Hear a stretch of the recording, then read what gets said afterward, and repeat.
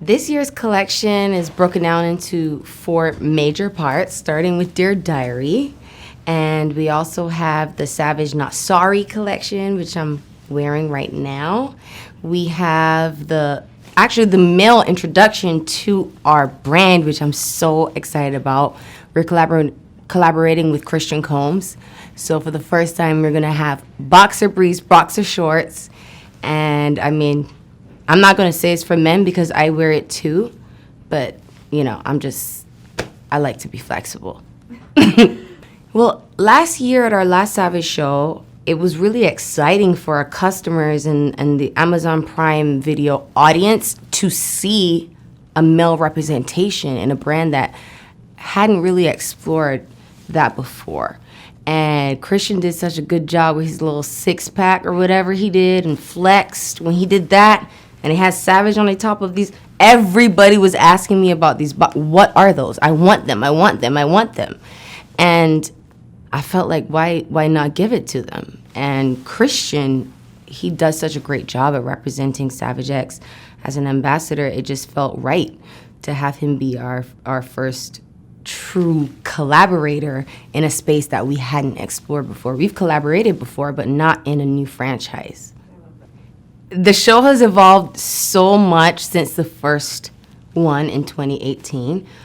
We started off our show in like an old armory, and it was really hot and sweaty. And we really only had limited resources to work with, but we made the best of it, and people really enjoyed just seeing a bit of inclusivity. And when we realized how much people appreciated something that we just sincerely wanted to do, we didn't know that we would have the response that we did. And so we took that and we said, this is going to be the core of what our brand stands for, because we do it already, we love it, we appreciate it, and to see people confirm and validate it, we didn't want to deny their access to our brand. And from now on, we're just going to keep expanding on the level of inclusivity. And every show has expanded on that ever since. And this time it's going to be nothing different. We're going to have an amazing show. We're going to have completely extreme levels of inclusivity, and we're going to have people feeling excited about just seeing something fun in the midst of a really dark, wild time. I'm happy to be a part of that. Give people a little bit of hope, excitement, and something fun to look at. It's really important for me to expand, to build, to evolve, to do things bigger, better, try new aspects of creativity. Very important for me. I get bored really quickly, so if I've done it, I'm already bored of it while I'm doing it. That's something, I don't know if it's a good thing or a bad thing, but I'm always like, what's next? What's next? I want something better. I want something different. How do we, it doesn't necessarily have to be bigger, but maybe it's deeper. Maybe we just go deeper and explore things that aren't being discussed.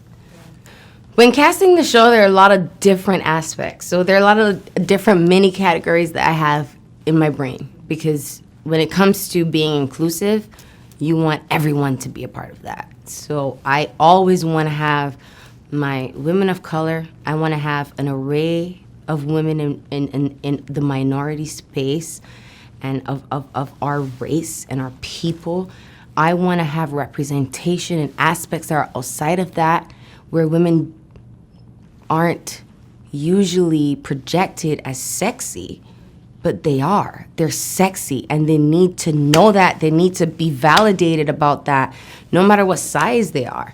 I'm so focused on that and making women, and not just women, but everyone feel invited, welcome. Savage is a home, it's a hub, and it's a safe space for everyone. I'm mostly excited to shoot Garden. I know Dear Diary, I'm also gonna be like slightly mysteriously a part of. I'm mostly excited about Paris opening the show, really, because it presents such a strength, a confidence, it sets a tone of body positivity. She's everything that every woman wants to feel, and she exudes that in her performance, her choreography, her creativity, and her vision. And I felt like it was important to have her be a staple at the beginning of the show just to set the tone. And then in Garden, I got to come out and play in Flower and what they call it, power walk. That's what they called it. But I'm gonna do my best to live up to that. Approaching the show, knowing that there wasn't going to be a live audience, was definitely something that would present its challenges.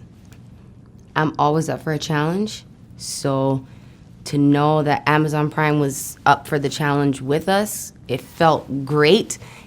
It gave us the hope that we can create anything that we put our will to, and responsibly so.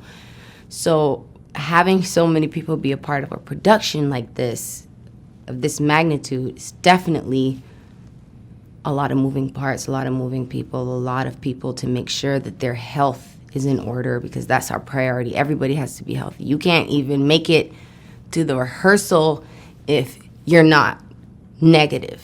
And COVID is it's like this thing looming over us. So it's a lot of pressure, because we're like holding our breath until we hear it's wrapped.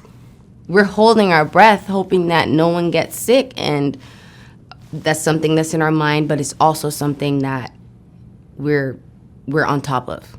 We're not playing around with that.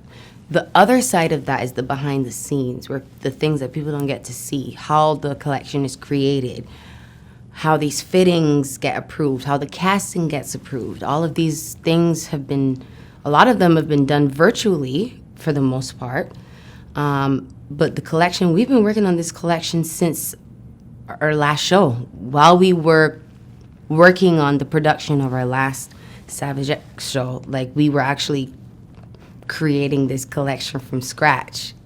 And it's incredible to see how things can change so quickly, unexpectedly, and you just have to figure out what are we going to do about it? Solutions. So that's been my drive, because we're always going to be presented with issues, especially in a time like this, but you can do anything if you figure out how to work around it within our parameters.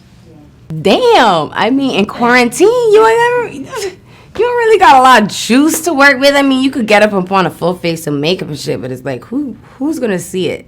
So the thing that makes me feel great is when I feel healthy, when I feel like my skin is glowing, my hair is thick, and I'm excited to do little things in life. Like, I appreciate every little thing. That makes me happy, but happiness kind of is the open door to everything. Like, you could do anything. You could be creative, you could be savage, you could be antisocial. You could just be whatever you want, as long as you're comfortable and you're happy being exactly in that space.